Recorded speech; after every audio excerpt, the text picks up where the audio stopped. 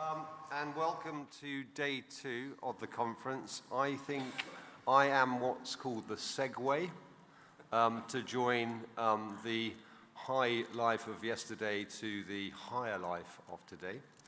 For those who don't know me, my name is Lieutenant General Nick Pope. I am the Deputy Chief of the General Staff. It's a relatively new job title. I wanted to be the Vice Chief of the Imperial General Staff, but I was outvoted. By 100 years. So I want to reflect a little bit, if I can, on yesterday. But before I do, I suppose I ought to state the rules of the game in many respects.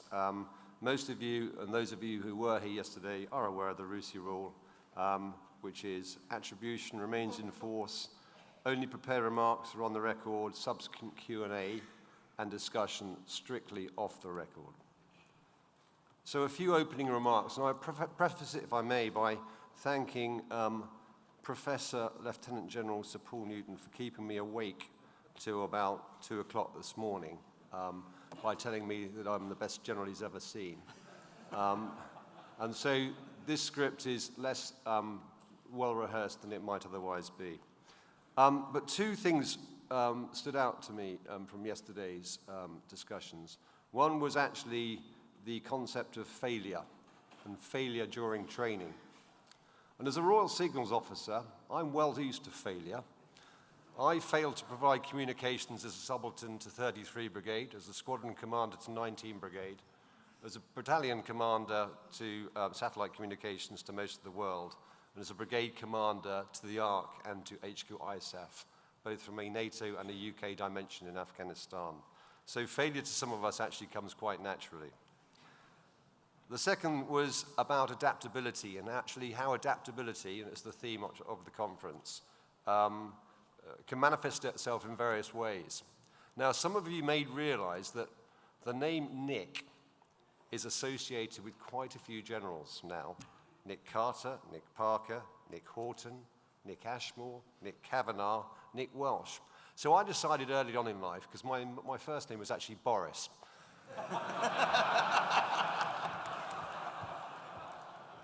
So adaptability kind of counts in so many ways. I go back to 2009, and the ECAB of the day is gathered in All Souls College, Oxford, to talk about its approach to the then 2010 SDSR. And I was called along as a young one-star to give a counter proposition. And my hypothesis was simple, and it was retrospective. For about 50 years, the defence's budget in real terms had been remarkably stable. In flat real terms, around £33 billion, plus or minus £1 billion. And my hypothesis was, if your defense budget remains stable and the cost of manpower rises above the rate of inflation, then your half-life as an armed force, be it Navy, Air Force or Army, is around 37 years. So I projected forward and I said, we should have an aiming point for an Army regular component of around 80,000.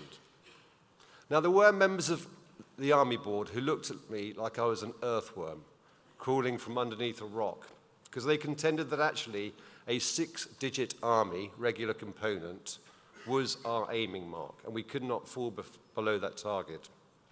Well, circumstances, I think, proved me slightly right, although possibly more for financial expediency than out of any strategic design. And so I suppose we now sit here today and think, with a regular army of around 82,000 and a reserve component of aiming at 30,000, can we turn a necessity into a virtue? And I recall sitting on this panel last year talking about whole force approach with Mike Williamson in the audience as well. So it's a game that comes to us and we are continuing to play over a long time period. So we can talk about regular, reserve, sponsored reserve, civil servant, contractor, partner, external assistant, and actually maximizing that eclectic group of individuals so that the sum is greater than the parts, I think is why we're here today.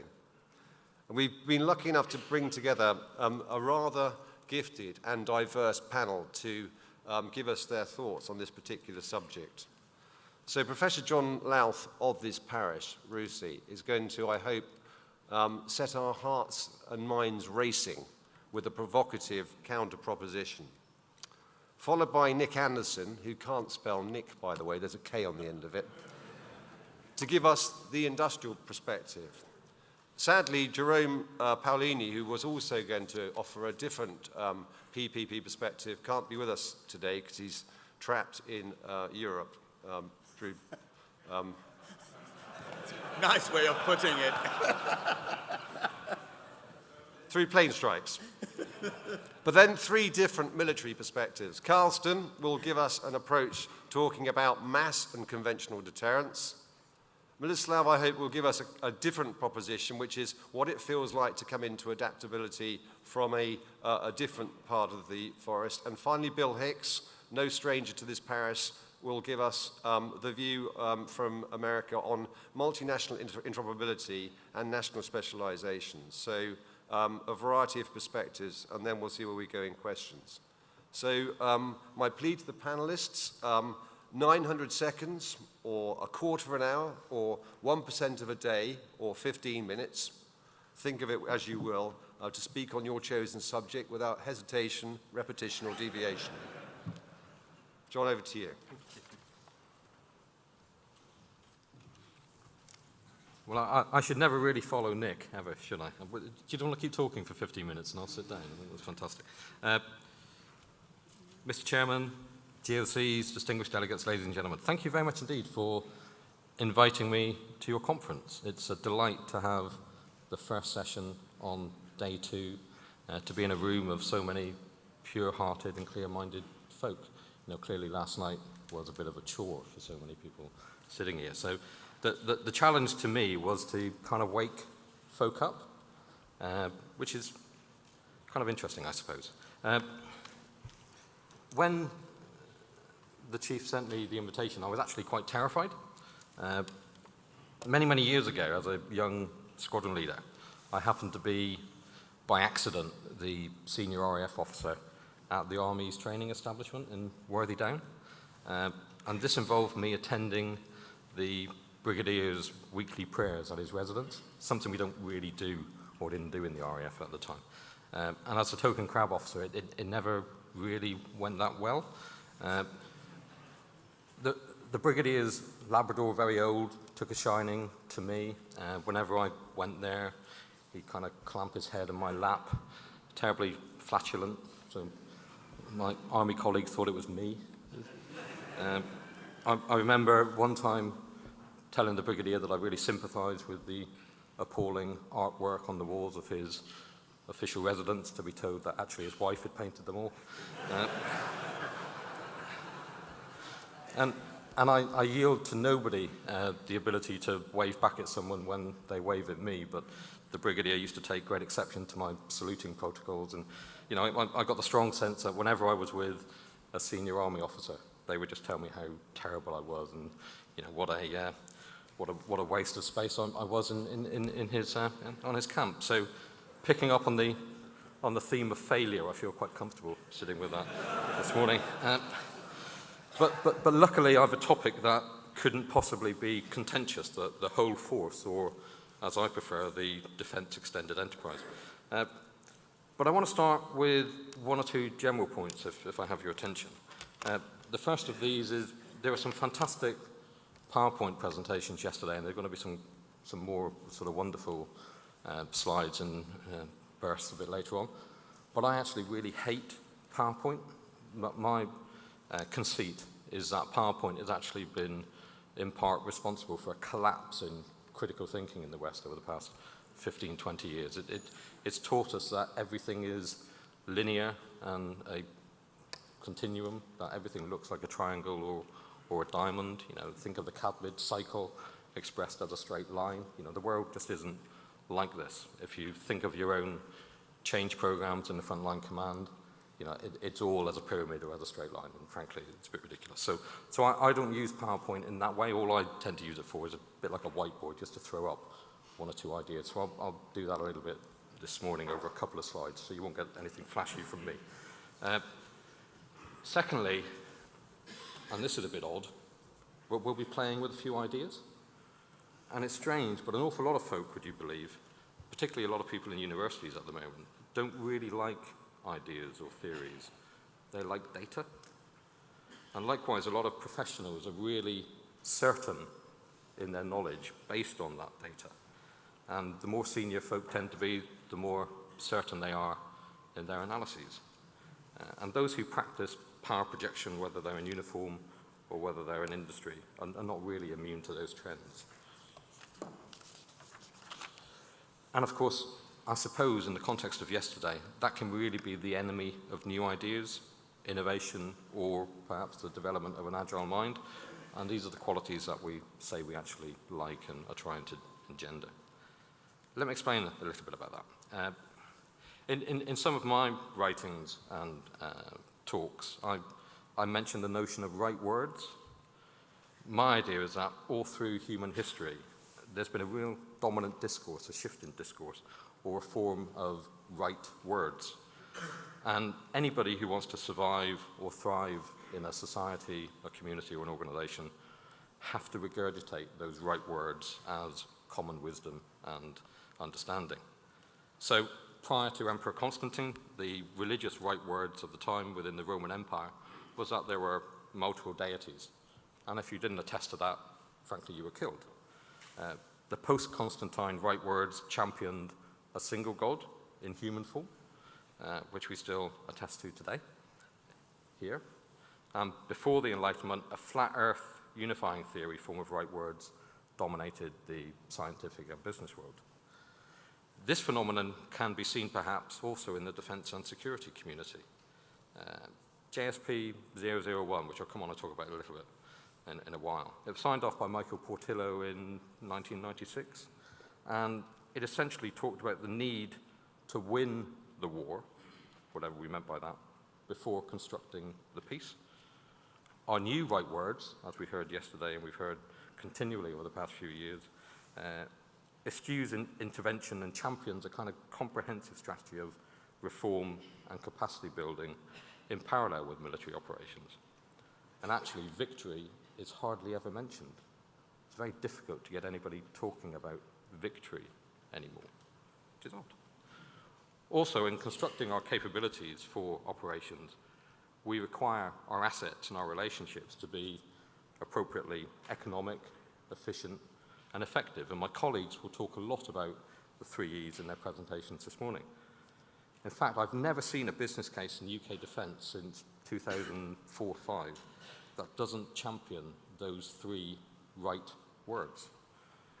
And frankly, I also checked the public record of many senior officers here today, and pretty much all of you at some time or other have also used those 3 right words to champion your positions. And there's nothing wrong with that, of course, nothing wrong at all.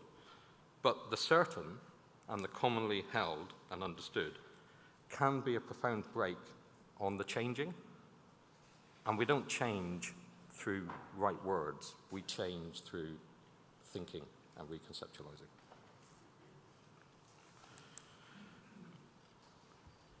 Let me explore that a little in relation to what I would describe as a defence enterprise. I want to focus, just for illustration, on the period 1991 through to today. So 25 years or so, or 1.5 to 2 generations if you accept that a generation emerges every 15 years or so. If we start in 1991, Gulf War I, huge multinational force, very fixed political and military objective, absolutely military-centric.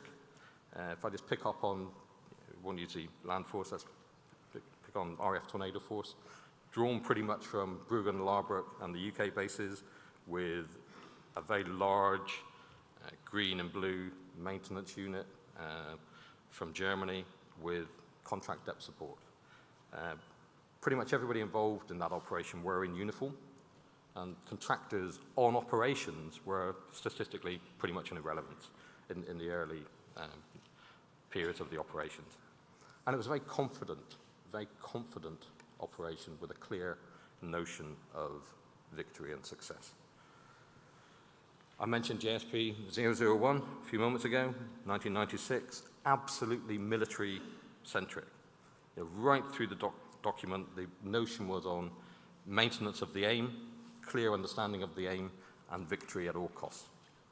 Recovery and development were occurrences that would happen post-victory, 1996. And again, a very confident document signed off by the Defence Secretary and all of the service chiefs at the time. Move into Sierra Leone, foolishly an operation I was involved with, so they must have been pretty desperate. Very military-centric, land, maritime, one-star operation, all folk in uniform with a couple of agency guys and girls, very clear sense of what we were there to do once Brigadier Richards had sort of gone off piste. And again, very minimal contractor involvement, very confident, very clear-eyed operation. Afghanistan, just a few years later, the height of operations, a 50-50 split between the uniformed and the overalled in terms of headcount or input costs.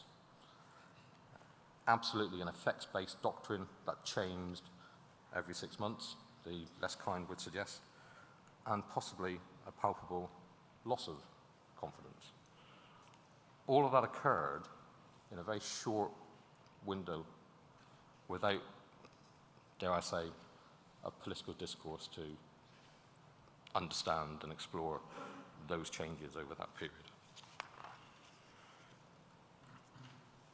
So defence on the front line and throughout the value chain has probably morphed from a military-centric phenomenon to a public-private enterprise.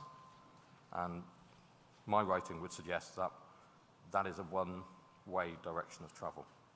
That will go on and on and on. And I know Nick talks about an army of 80,000. Within my lifetime, we will see an army of 35,000. I'd put pretty much any money on that now. So the whole force of the defence extended enterprise, or the phrase I prefer, is now defined as the generation of military capability with the right punch at the right time through a public-private partnership.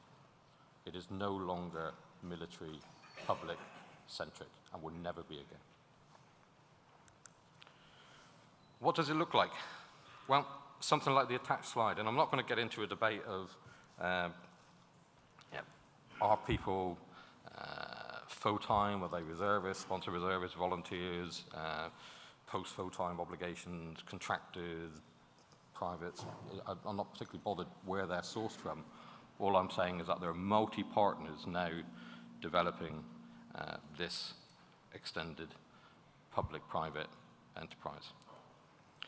So we'll have agencies, commercial organizations, sole traders, and non-defense businesses all coming together to provide and house the skills, bodies, equipment, software, knowledge to enable the development and execution of the capabilities that we're all here to deliver.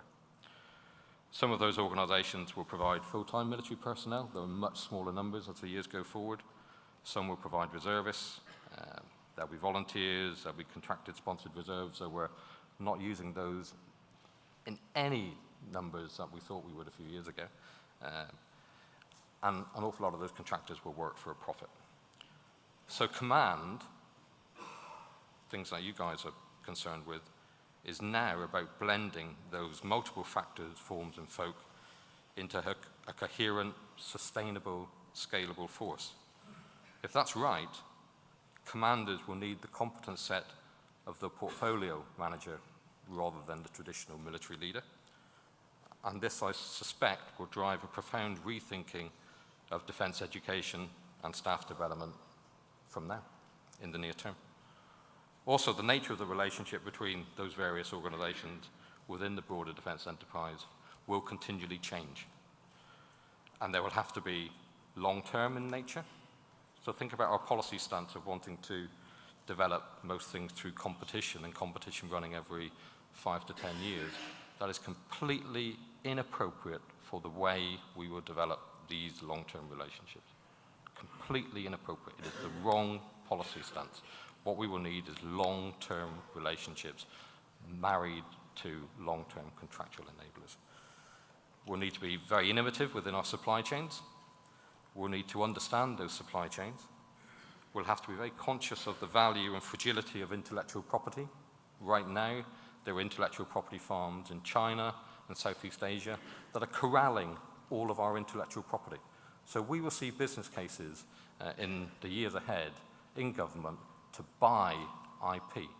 Just imagine what that business case will look like and how you folk, as senior commanders, will handle it. We'll have to be incredibly flexible in our HR practices and remuneration, so we will pay people differently, notionally at the same level, and we need to rethink profoundly what we mean by strategic leadership and where that strategic leadership is located. So that's just a kind of warm up for my colleagues to pick the bones over, and it's a very quick analysis and a bit of a dirty analysis. And an awful lot of work still needs to be done to really understand what that means for us. And I've made a case to kind of prompt discussion rather than offer a comprehensive balance or nuanced theory of defence enterprise. But if there's any merit in the arguments I've made, then the consequences are pretty obvious. The defence enterprise has to be an effective adopter of commercial technologies, and the relationship between public and private will be different, and you will not be able to take the tools from yesterday to what you will need tomorrow. The skills development and the harvesting of those skills and the housing of those skills in many ways will be a private sector endeavour. And the way defence is commercialised will have to take account of those realities differently to the way we think we're going to do it and the way we've done it today. So a plea from me, fewer right words, much less certainty, much broader mindset, and an acceptance that the tools and techniques of yesterday are just not fit for purpose when we move on to tomorrow. Thank you.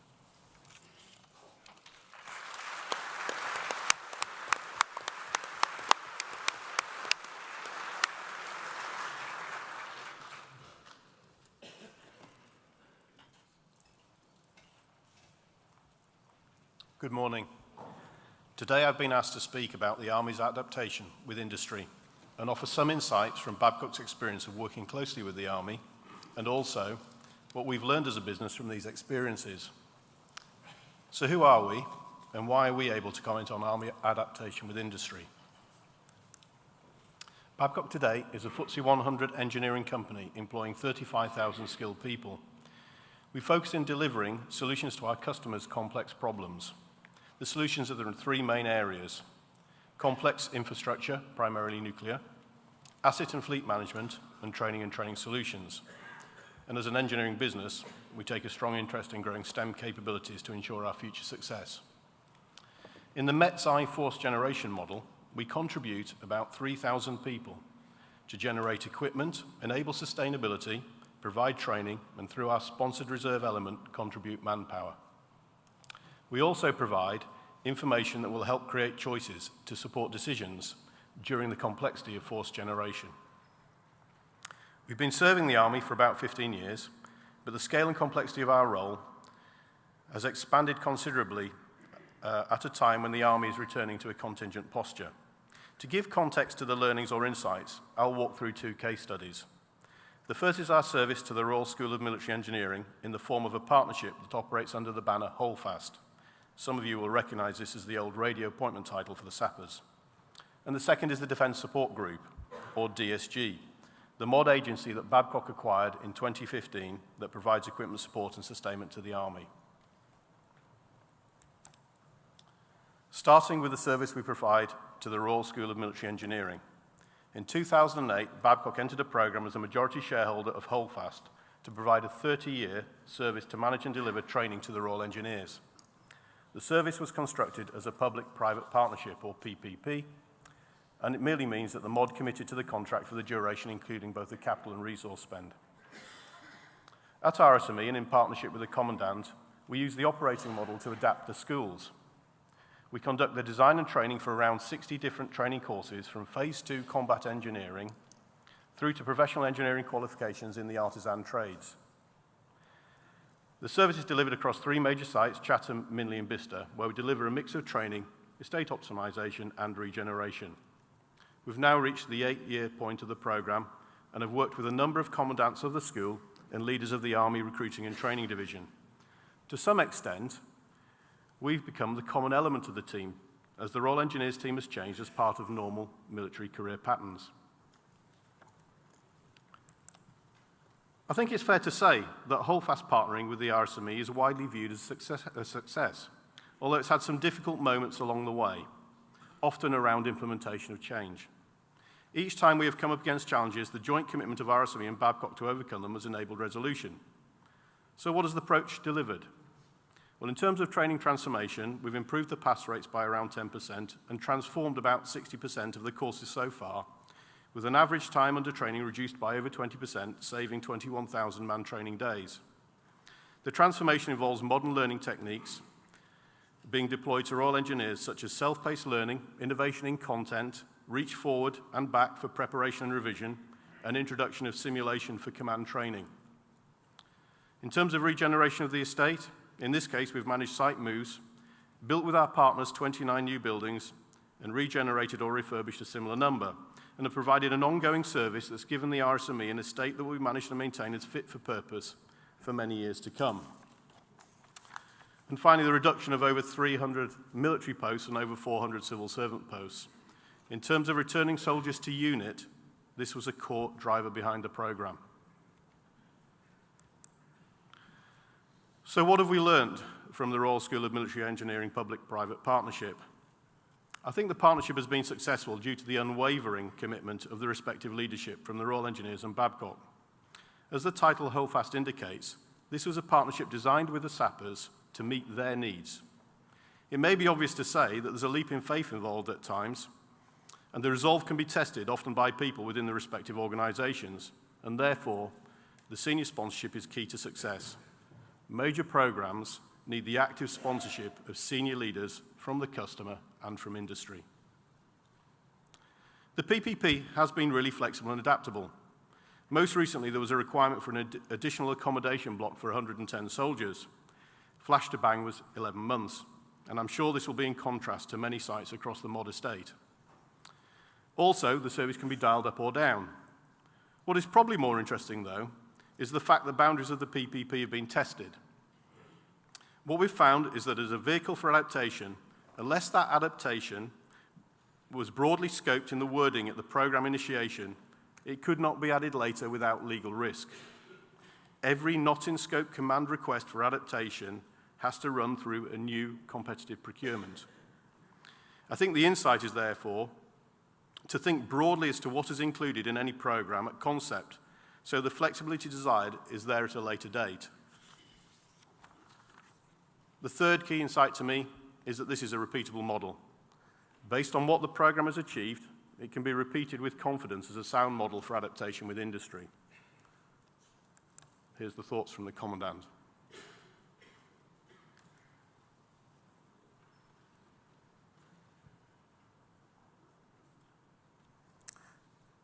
Now turning to DSG and equipment support. DSG was slated for sale as part of the 2010 Strategic Defence and Security Review. The mod ran a competitive process for the sale of the business that comprised two parts: a sale and purchase agreement for the business and a 10-year plus 5 option year contract for service provision and transformation. Linked to my first case study, note the competition took around 3 years, which in my experience for something of this scale was pretty swift. It occupied the attention of a team of commercial experts for both mod and industry. The Army may want to think about the impact of resources and timetable to achieve adaptation with industry. There is a risk of this slowing adaptation.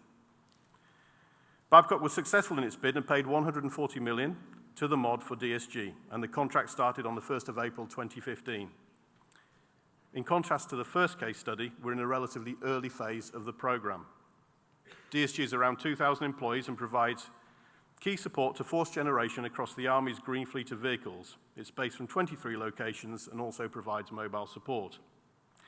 Alongside the fleet management and maintenance and repair, under the direction of Defence Equipment Support, it procures the spares for maintaining the vehicles and the sustainment stock from over 200,000 lines of spares. It is a complex operation.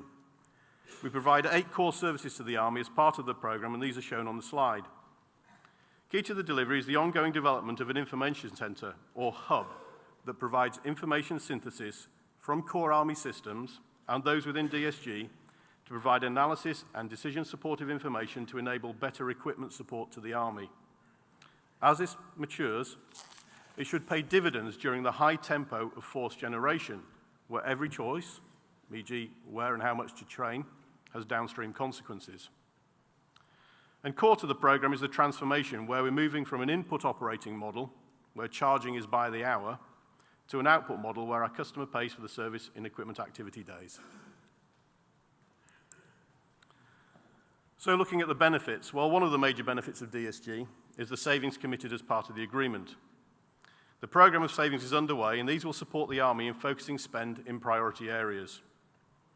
I also think it's important to note that Babcock provides more functionality to the user at lower cost, not least the improvement in the contingent fleet building to divisional warfighting capability and the improvements we're making in the stored fleet working alongside REMI. A second major benefit of DSG is in the planning arena. This is an area that offers huge benefit to the customer and DSG, where foresight can enable better use of equipment for training purposes and a better maintenance regime to provide higher equipment availability. Significant strides have been made in joint planning, although this in itself has been and continues to be a cultural change process. Thirdly, it's also worth highlighting some of the information that we're introducing into DSG. The insert pictures from left to right as you look at them show firstly a screenshot of the scanning technology we're using to detect cracks during depth maintenance. By identifying targeted areas for repair, we can focus our energy and resources in fixing what needs to be repaired rather than the lengthier, more traditional approaches. The second insert shows usage monitoring systems. We're fitting to legacy equipment. Around 2,600 units will be fitted to the active fleet. This will enable a much better understanding of fleet usage and how to optimize availability of the vehicles to ultimately provide a better service. And the final insert shows a screenshot of the kind of decision-supportive information we're developing. The specific screenshot is a management report on the training uplift fleet. This use of joint management information is a real step forward in getting better context and decision-making for fleet management. So how's it gone? And what are the broader insights into the whole force approach? It's fair to reflect that the DSG programme is a major change activity and journey of adaptation. The reflection is no surprise, although it's useful to note that the change programme is not just one for Babcock. It also requires change in defence equipment support and within the Army. At this scale, there are challenges, and we've had some in the first year of DSG. What's been important has been the mutual leadership and the appetite to stay committed to that change programme. Secondly, and in some contrast to Holdfast, which is bounded to training for Royal Engineers, DSG does offer potential for broader exploitation and benefit to the Army because the scope was drawn widely at initiation of the sale. I think the insight for me is that to make the most of the opportunity needs a consideration of the balance between sequential and concurrent activities. Put another way, does every part of the service have to be proven beyond doubt before beginning concurrent initiatives? And how much of proof of success is needed before taking the next adaptive step? Key to the adaptation with industry is the scale and pace of the Army's appetite or need. If both are large, then the mechanisms for enabling the change become a key rate-determining step. Finally, DSG is growing a sponsored reserve capability of circa 50 engineers. As one element of the whole force approach, the option of sponsored reserves seems an attractive answer.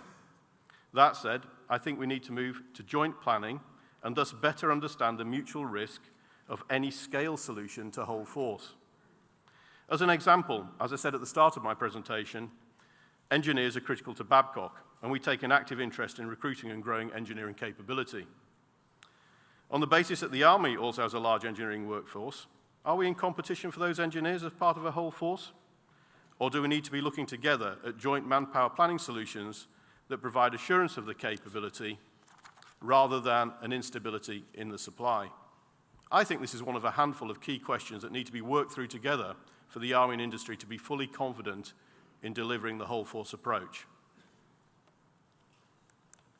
And here's the view from Director Support.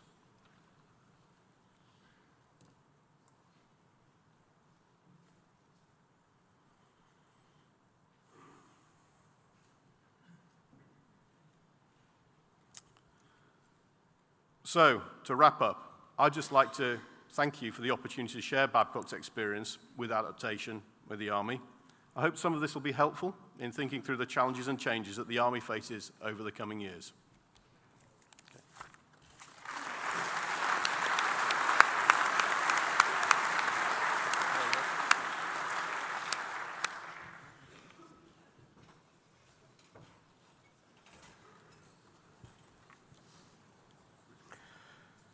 Well, good morning, everybody. And first of all, thank you very much to have the chance to speak to you here at RUSI this year. We have what you can call an adaptability of subjects this morning with a wide-ranging sector. Thank you very much, Boris, for introducing me quickly. I don't really know if choosing the name Boris these days is a wise decision, but he did it.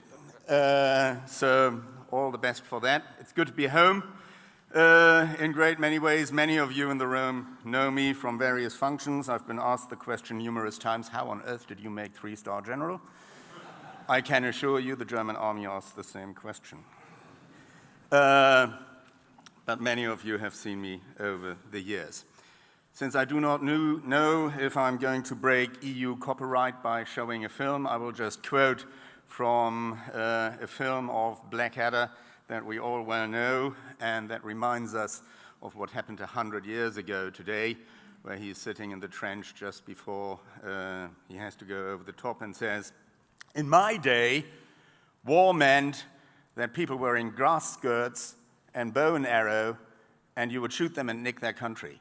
These guys over there have machine guns." I think that's a very good quote of what we are talking about. And after all, we've heard the mentioning, I don't know if I was the only one who was counting, of Clausewitz and what he says and means 12 times yesterday. That was my count, unless somebody else did more. I didn't hear the word Warsaw once, and I didn't hear the word 360-degree once, which are subjects that you hear anywhere else. So I'm going to drag you down to that level. We are, of course, on the eve of the Warsaw Summit, and we don't know what's going to come out of it. And it's been overshadowed a bit in the last days, in particular here about the events that we are seeing at the moment. But we all know how important the decisions that we're going to see in Warsaw are going to be for what all of us will have to do. We have seen the developments after the Summit of Wales, and therefore we know that changes are coming. There is a huge number of open questions that have to be answered by all of us, and that is all nations of NATO and nations in their own right. The summit will have to discuss the political development, and we know that perceptions are different between member states, perceptions of necessities, perceptions of the threat, and where to look at. So we will talk about how do we politically react to the building of the 360-degree threat scenario of conventional conflict in the East and disintegration of countries in the South. We will have to talk about the threats and the necessary military consequences. The big questions that are open for Warsaw are permanent military presence in the East, and we will talk about enhanced enduring partnership, and as you know, Germany as well as Great Britain is seriously thinking about this subject. We will talk about the threats and the consequences. We will talk about the necessary military steps that we have to take. We will talk about commitments, and in particular, for Britain and Germany, we will have to talk about Afghanistan and how we continue there. And as the Commander Field Army, I'm in the moment training soldiers for something that I don't know whether they have to undertake it at the beginning of the next year or not. And having had this discussion as Deputy Commander in Kabul, I know that this is quite a key question that has to be answered. We possibly also have to discuss the institutional set of NATO. Are we still set rightly with everybody doing everything, or do we have to start talking about specialization towards the various areas of threat that are facing us? The reaction to the 360 degrees means that we have to look at least at the command structure and at the force structure, whether we are still set right. For Germany, this has basically two complex consequences. And to keep it simple, The first is conventional high-intensity conflict is possible again. Whether it appears in hybrid form or in other forms is not the primary question, but the fact is that conventional conflict is back on the agenda. We also, and that surprised us after Wales, where we thought at least on the present stabilization and peacekeeping operations, the level of intensity would go down. We find ourselves in a situation where the opposite is the case. And we've increased our numbers in Afghanistan, we've brought forces into Iraq, and we are considerably increasing our engagement in Mali at the moment. We are basically moving from presence to deterrence, and for Germany in its geographical location, that has certain consequences. Wales to Warsaw. The biggest thing that we need, in particular for our partners who are worried about different threats, our partners in the East, to the threat from hybrid warfare or conflict with Russia or around the developments in the Ukraine.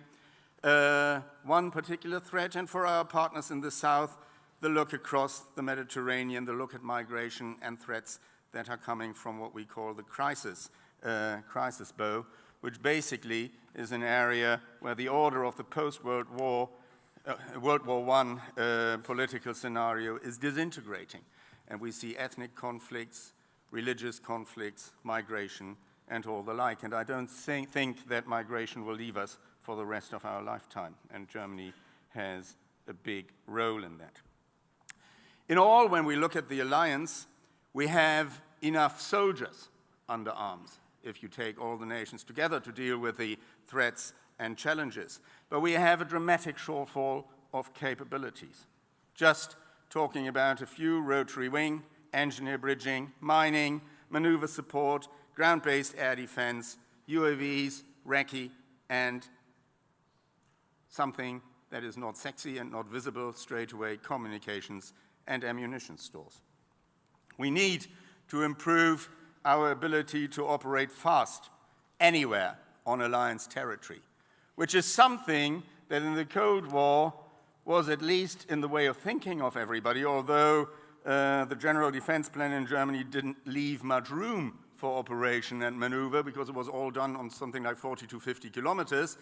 But this has changed. We also need to discuss the difference between homeland defense and alliance defense. And I don't know if our societies have yet grasped what it means when you're talking about defense of the alliance 1,000 kilometers away from home.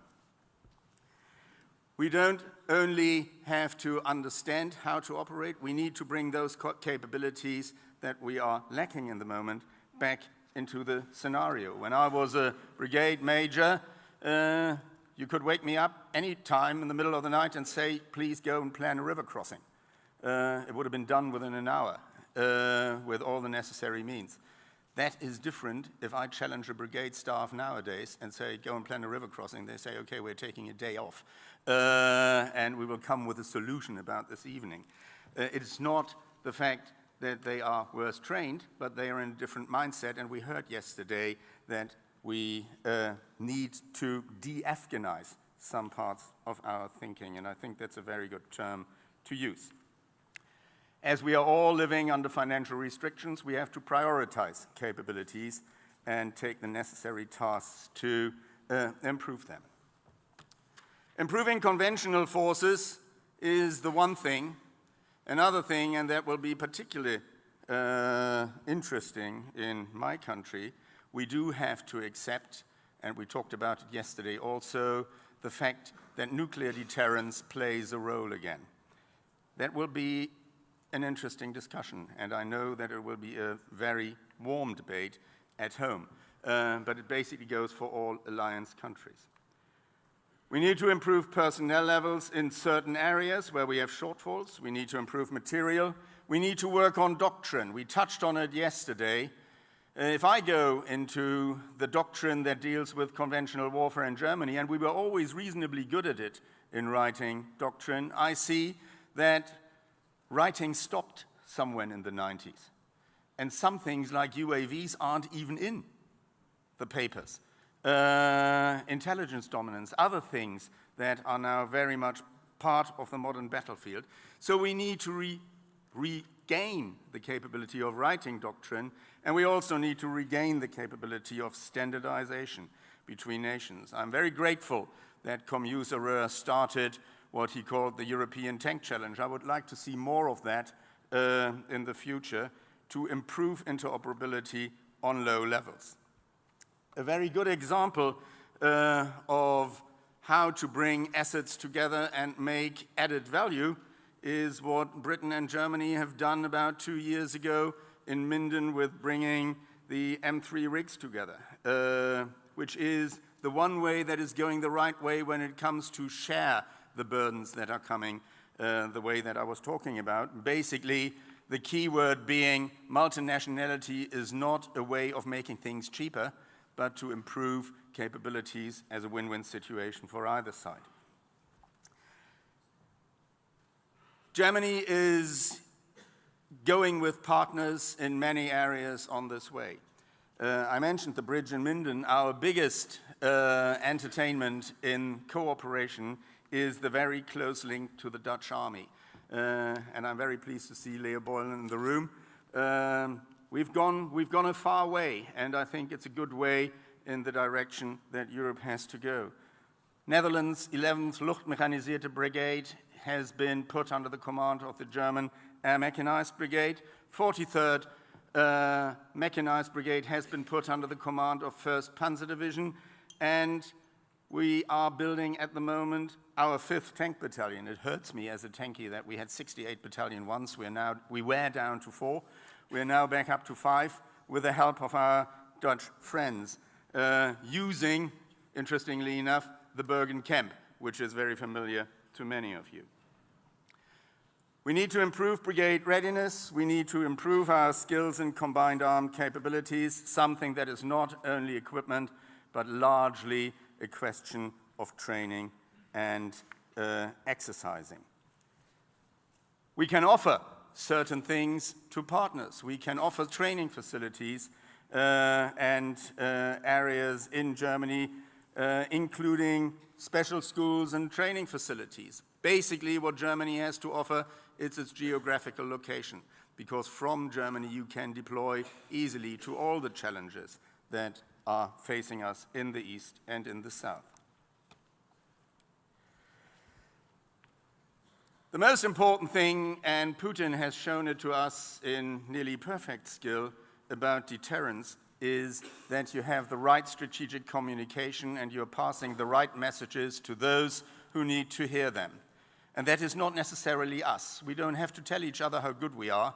Somebody else has to believe how good we are and see it. General Hodges lives that on a daily basis. The famous quote of, "I've got to make my 30,000 men look like the 300,000 is out in the room. It's not what we do, but what we can do that matters. Visibility. We've seen the bridge in another form yesterday. That is Kelmno, only 3 weeks ago in exercise Anaconda. It was a great sign to see the crossing over the river Vistula and to see various vehicles of various nations rolling over it, showing capability. The best sign of what you can achieve with multinationality. Other things have moved forward since Warsaw as well. The Northeast Corps, up to then lower readiness, has been brought up to high readiness and certified within only 18 months. And everybody who's served in the Ark, like I have, knows what it means to take that step and to get that certification. We have to continue to take part in the Readiness Action Plan. Germany did so with 4,700 soldiers last year. We are continuing this year, and we will encourage participation of any partner nation. We have to improve mobility and bringing combat power to bear. When we are talking about enhanced forward presence, Germany will take part in it. We will go for a regular deployment in Lithuania. That means that we will rotate troops in and out, and the deployment and the redeployment of the equipment and of the troops will be part of that exercise.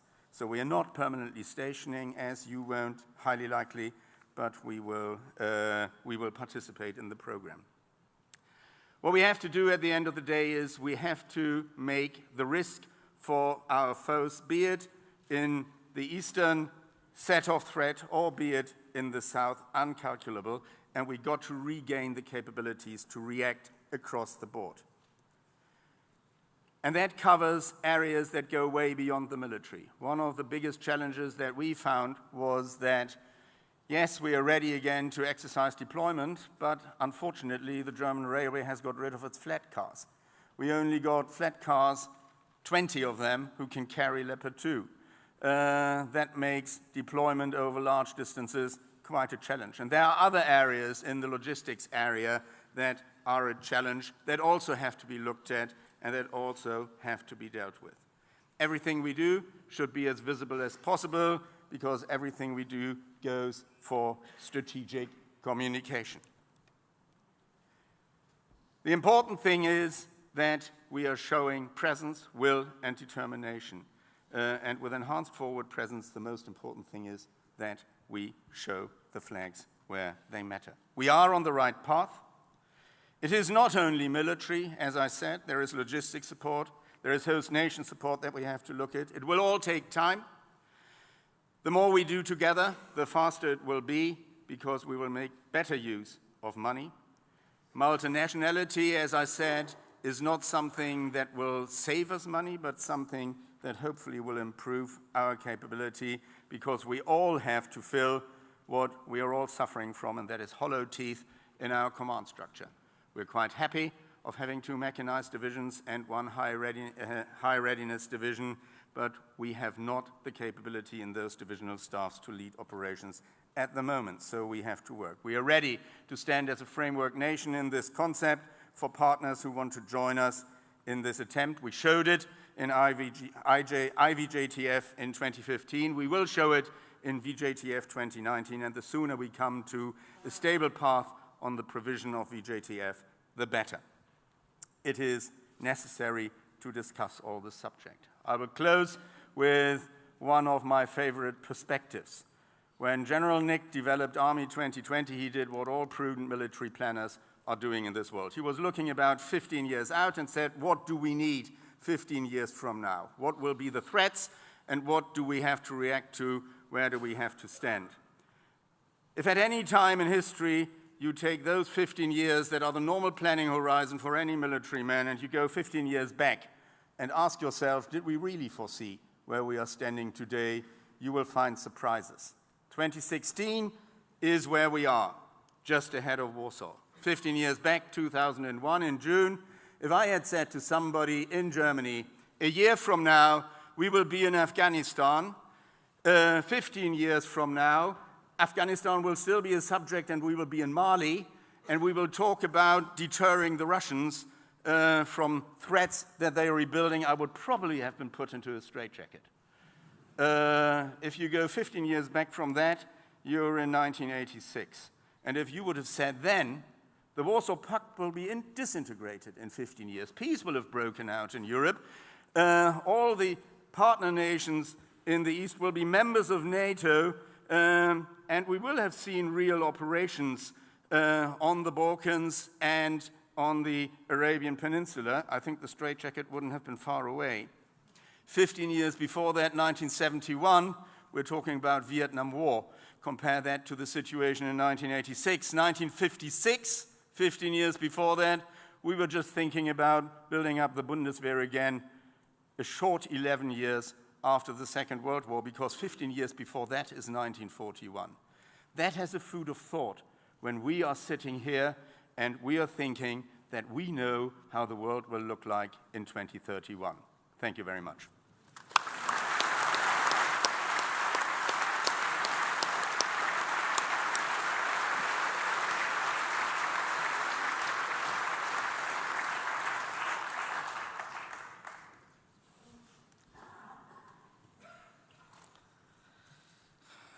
General Nick Pope, honorable colleagues, generals, officers, NCOs, ladies and gentlemen.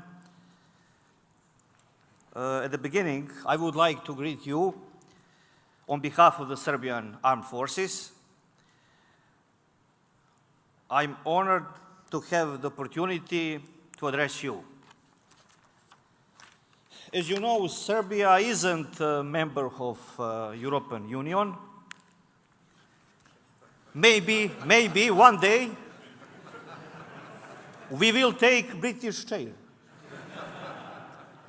So, the foreign policy orientation of the Republic of Serbia is based on 4 foreign policy pillars: the European Union, Russia, the USA, and China. Also, the Republic of Serbia is committed to building operational capabilities of the Serbian Armed Forces within the policy of military neutrality. Security challenges, risks, and threats which Serbia faces are the part of regional and global threats of the contemporary society.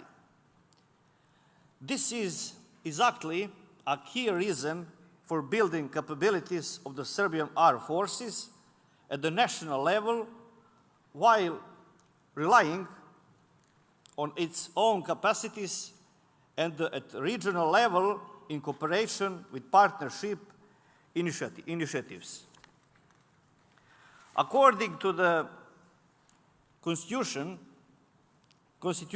of the Republic of Serbia and the defense strategy, the Serbian Armed Forces are assigned with 3 missions: defense of the Republic of Serbia from armed threats from outside, participation in building and maintaining peace in the region and the world, and support to civilian authorities in countering security threats.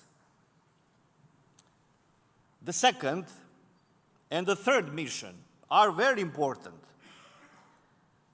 but bearing in mind security challenges, risks, and threats in Serbia, the first one is the most important. The Army implements a series of activities which are focused on making preparations for accomplishing the above said missions. Key aspects of Serbian security policy are as follows: building capacities for deterring armed threats to the Republic of Serbia, regional cooperation as an answer to security challenges, commitment to participation in peacekeeping operations under the UN and the European Union mandates, military cooperation with countries within Partner for Peace program. The regional military cooperation has the aim to improve the capability of the Serbian Armed Forces to stand up against security challenges, risks, and threats which the countries of the Southeast Europe face, primarily with terrorism, Islamic extremism, migration crisis, and natural disasters caused by climate change. The greatest contribution to partnership initiatives is exchange of information on threats, which will result in strategic capabilities to respond to threats, contemporary security challenges, risks, and threats, overcome traditional threats, and no country is able to independently and adequately solve this problem. That is why the Serbian Armed Forces are committed to continuing the cooperation in order to have an established communication with neighbors, the building interoperability, and first of all, common understanding of threats we are facing.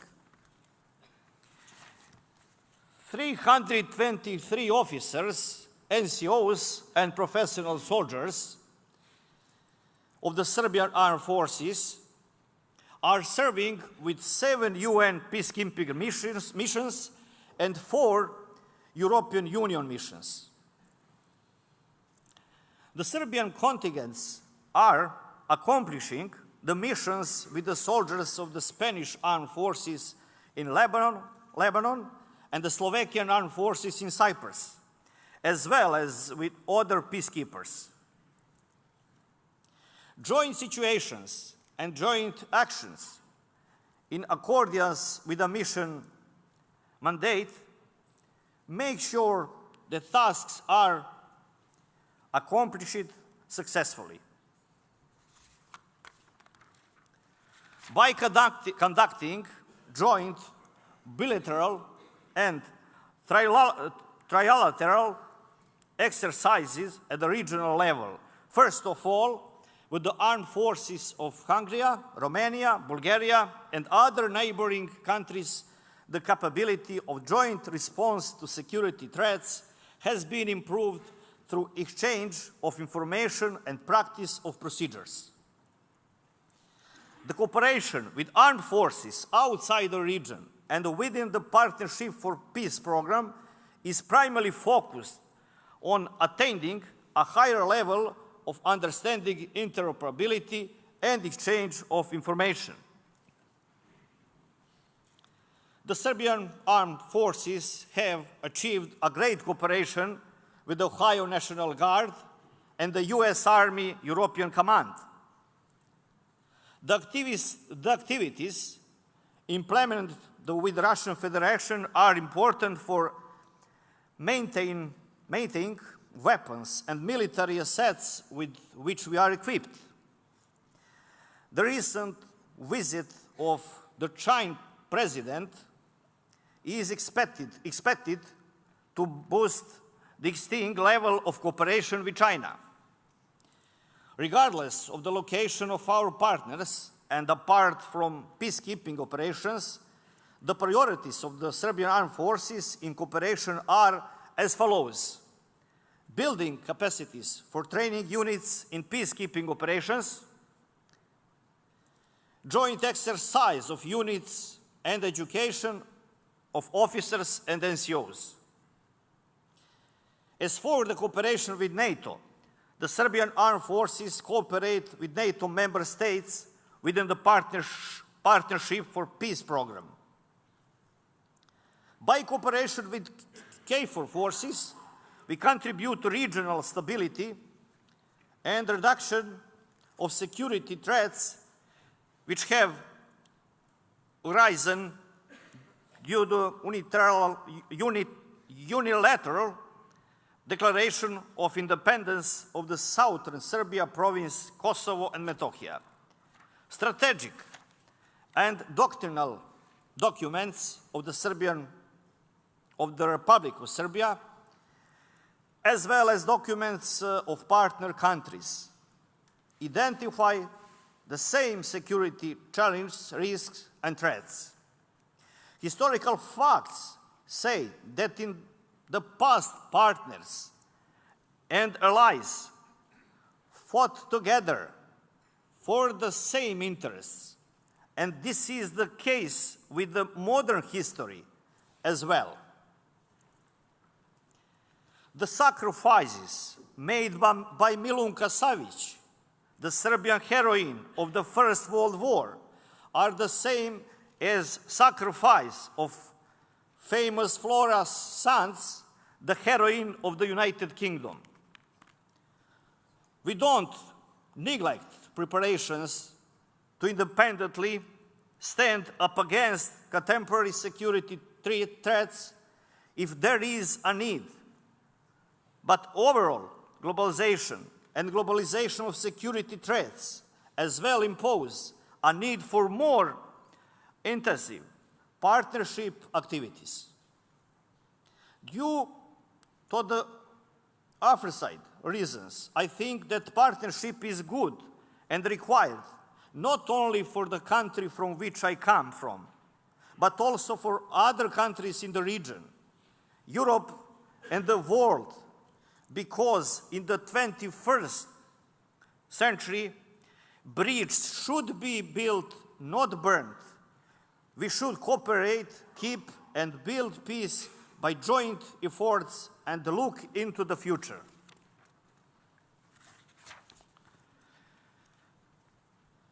This has been my briefing. Thank you for your attention.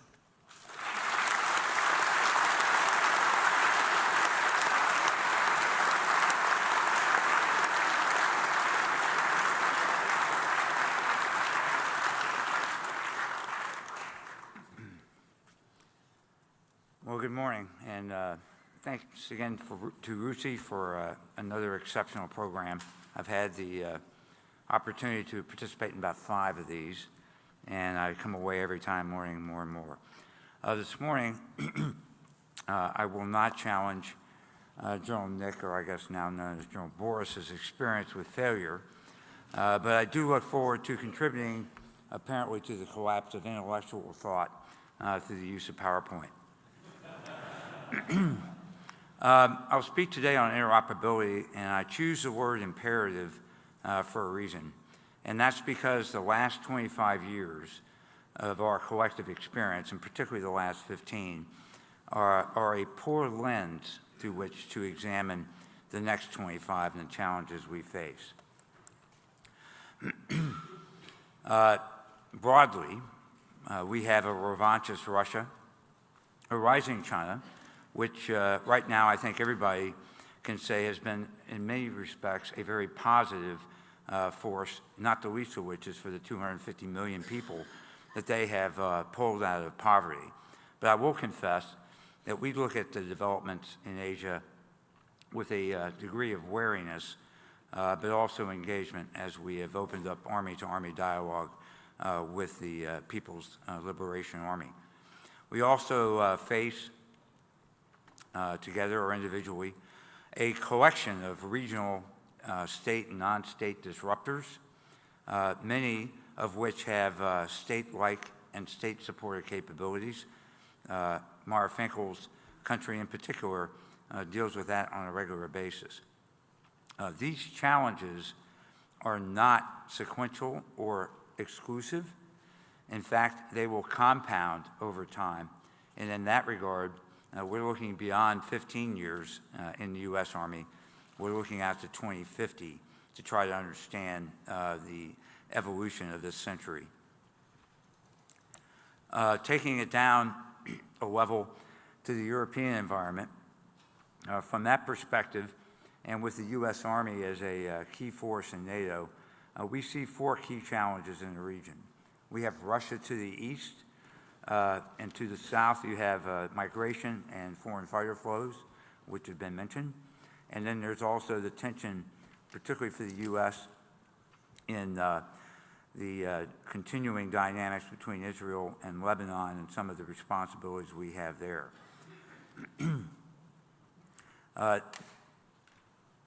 These are not either-or propositions.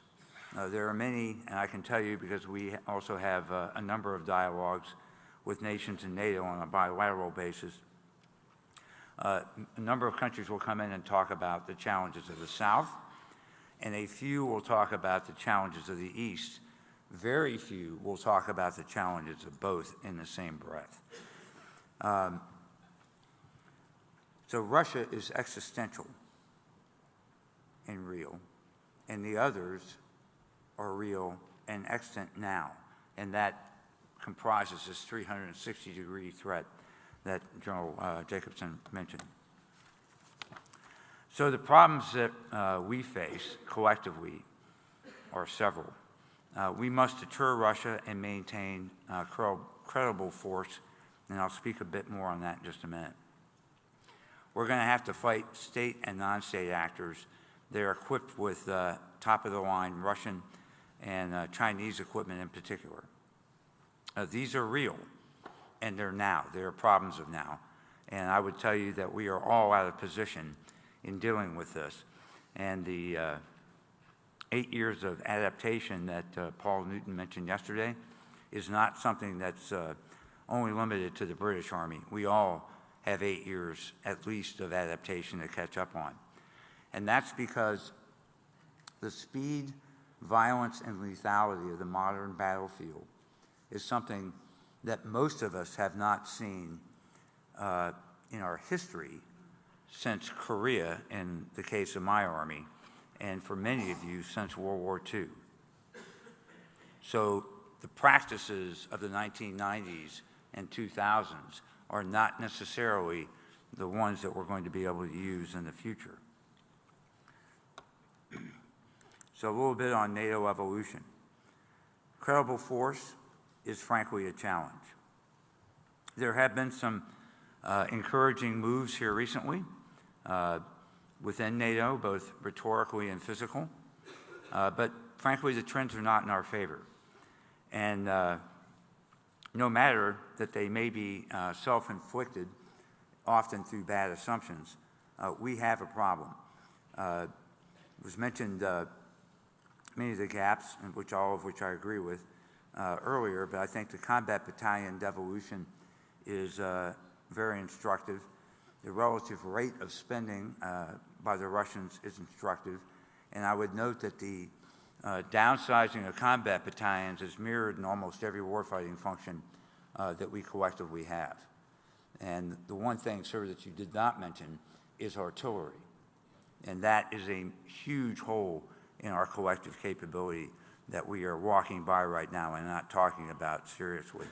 And that's both in terms of the number of firing units, the number of systems to fire, and the ammunition that we will have available to fire should it come to war. And as Elliot Cohen mentioned yesterday, the best way to deter war is to be prepared to win it. And because of this reality, the downsizing of all of our militaries, and I recognize it's a relative term depending on which country you're from, we simply can't rely on the past rules to go into the future. Deconfliction is no longer an option. And within the NATO taxonomy of interoperability, I would suggest that compatibility is the minimum standard, and even that will be inadequate. And we are going to have to make integration a reality, and certainly in 4 key areas. Because if we don't, we will not get more out of a smaller force, and getting the more out of a smaller force is what we're going to have to do. So from an Army perspective, on the U.S. side, and we've been working closely with the UK, and I suspect if they threw up a list, it would be similar to this. And we've been doing the same thing within the ABCA countries. And we have to move beyond that into NATO. This reflects the U.S. Perspective. And I'll just hit 4 points on this. So the Army priorities you see at the top, interoperability within the Army, because we have varying degrees of modernization. And in the 21st century, you don't always have backward compatibility when you move to new capabilities.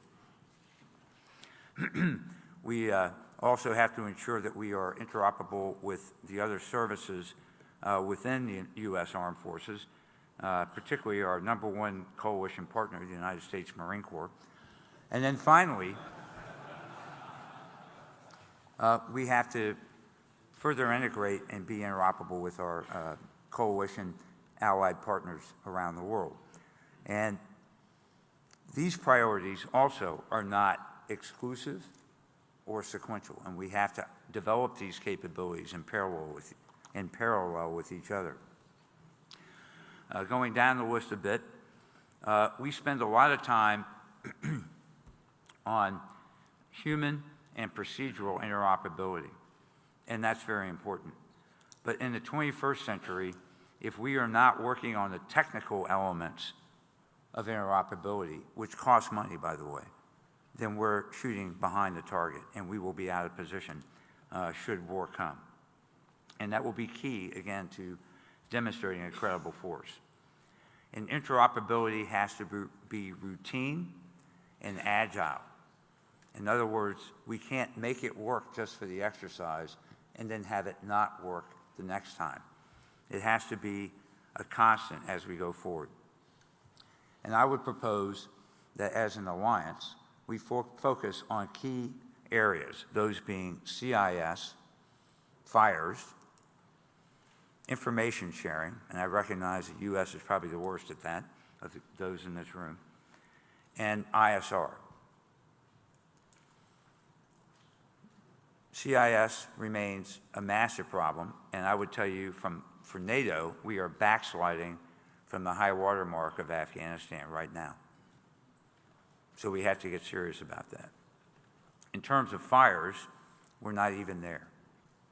In the combined fires exercise in Anaconda, fire missions were passed by voice and chat, not by data.